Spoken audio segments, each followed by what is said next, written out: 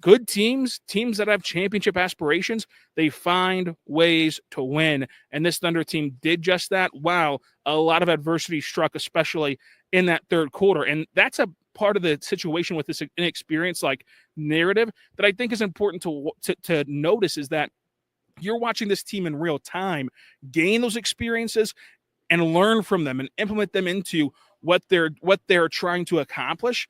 Because with the third quarter going the way that it did, Denver erasing that big lead, and you're thinking, here we go again. This is another game that we're going to give away. It would be easy for the Thunder to press the issue. It would be easy for the Thunder to just flat out quit, but they didn't.